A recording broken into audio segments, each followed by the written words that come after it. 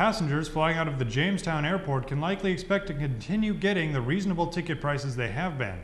As of yesterday, the U.S. House and Senate have passed an FAA reauthorization bill that includes continuing support for essential air service. EAS is a program that provides financial support to the airlines servicing smaller airports. The reason for EAS is simple. Small airports could not generate enough money from ticket sales to make it worthwhile for airlines to service the airports.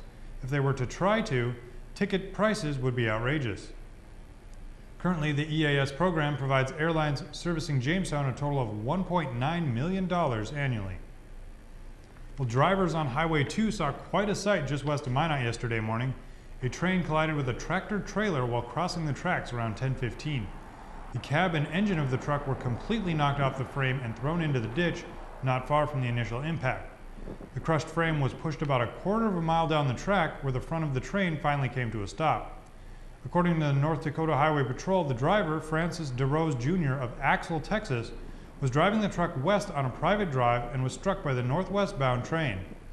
DeRose reportedly told police he did not see the train but did hear the train's signal just before impact. DeRose and his passenger, David Stevens of Dover, Arkansas, were out of the cab and moving but bloodied when first responders arrived. Both DeRose and Stevens were transported to Trinity Hospital by ambulance. The patrol said DeRose was cited for failure to yield. Well, North Dakota's unemployment rate is well below the nation's average, but the rate has increased slightly. Statistics from the State Job Service indicate that unemployment rose from 2.7% to 3.2% just in the month of December. Michael Zeisch with the Labor Market Information Center for the Job Service said that the increase in unemployment is a normal seasonal effect. Zeisch said the unemployment rate will likely go back down in April when many seasonal workers can return to their jobs. Well, so far this week has felt a lot more like winter than last week. Jessica Gulseth is here to tell us what we have in store for the rest of the week. Jessica? Thanks, Caleb. Today we finally saw the sun, and even though it seemed very bright and warm, it was only enough to bring us to a high of 18 degrees. But once the sun disappears is when you really notice a difference in temperatures. Tonight we'll see a low of about 2 degrees. Tomorrow expect warmer temperatures. The sun will be out and shining bright once again. Only this time we'll see a high of about 35 degrees. Tomorrow night should be mostly clear with a low around 16 degrees. Thursday will be almost 10 degrees colder than tomorrow with an expected high of 24 degrees. And for the night, a low of 2 once again. Friday will be colder with a high in the mid-teens and another low in the single digits. Saturday looks a little warmer, barely reaching a high above 20 degrees for the day. Sunday, we could again see a high in the 30s. Well, Caleb, as you can tell, the week looks cold, but on the upside, no blizzards ahead.